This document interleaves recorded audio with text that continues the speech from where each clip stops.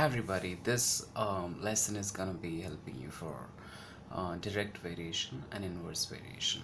So basically what exactly is direct and inverse variation? So you must be already aware about the concepts about what exactly is direct variation.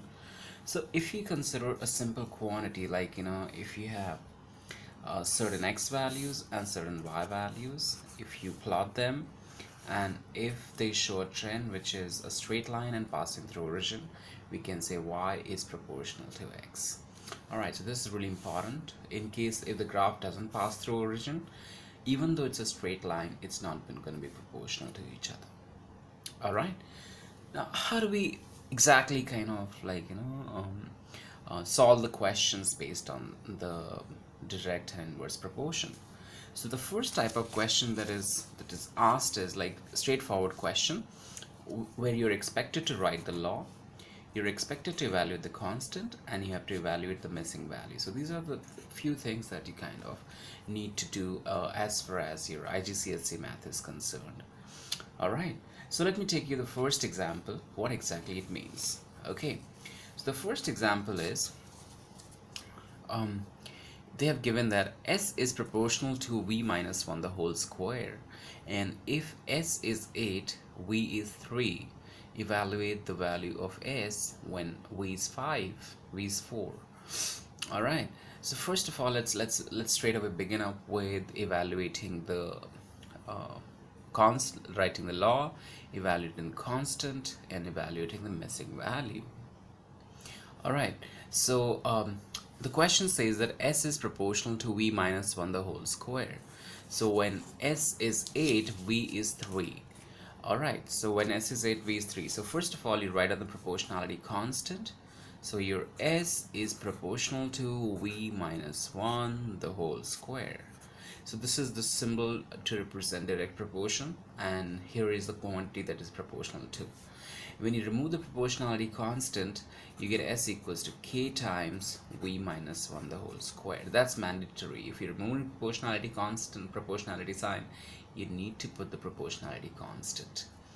Alright, now they will be definitely giving you one situation by which you can evaluate the values. For example, when s is 8, v is 3. So when s is 8, your v has been given as 3. They have given to you. So when s is 8, v is 3. Let us evaluate the constant. So my step number 1 is I written the law. Now let us evaluate the constant. Okay, so how do we evaluate the constant? Now we have the value out here, so plug it in this equation. So 8 equals to k times 3 minus 1 the whole square. All right, so this is gonna give 8 equals to k times 2 square. So it's gonna be k equals to 8 over 4, which is gonna be 2. All right, so we have evaluated the constant. Now if we have to evaluate the missing value. Okay, so now what are the missing values? So first of all, in the case number 1, we have now our proper law becomes s equals to 2 times v minus 1 the whole square. Now I have to evaluate the missing value. So they're asking find the value of s when v is 4. So I have to find s when v is 4. All right, so let me show this calculation. So s is equals to 2 times 4 minus 1 the whole square. That's going to be 2 times 3 square. So that's going to be 9 times 2, which is 8. All right, so this is your value when v is 4. Now what about when s is 2? You have to calculate v. So when s is 2, I have to evaluate the missing value to find the value of v when s is 2. So find the value of v when s is 2. What's your v value when s equals to 2? So this is my question. Okay, so for that, what we can do is you plug s equals to 2 out here and you solve for v. So 2 equals to 2 times v minus 1 the whole square. Now here most of the students would like to open the bracket and do the simplification. That's absolutely fine, up to you. So it's going to be v minus 1 the whole square is equals to 1.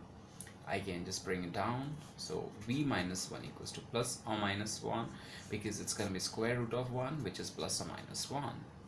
So you take v equals to um, 1 plus or minus 1, so which is going to be 2, or if I take 1 plus 1, it's going to be 2, or it can be 1 minus 1, which is 0. But if these are the possible values, if you don't write on plus or minus, you might lose some marks. So here's the next example. You can try this one. You may pause this video and you can try this question. So basically in this question what you have been given is that V is proportional to radius r cube, and they have given that volume, V is 1 and at r is 1, V is 4. What's your V value when r is 2? What's your r value when V is 256? What's your r V value when r is 1.5? So this is the question that you're gonna solve. You may try this video, like you can try the exercise by pausing this video. Hope you tried this video, tried this question. Now let us see the step-by-step solution for this. So first of all, you need to write down the law for the equation. So as you can see, your V is proportional to r cube. V is proportional to r cube, so I'm writing V equals to K times r cube.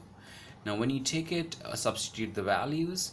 When you have radius as 1 and r is 1, V is 4, so V equals to 4 you plug out here in this, and r equals to 1 as well. So after you do that, you get proportionality constant K as 4, and your law becomes V equals to 4 times r cube. Now after this we have to find out, I have to fill the value out here. So what's your missing value out here? So when radius is a volume, when r is 2, what's your V value?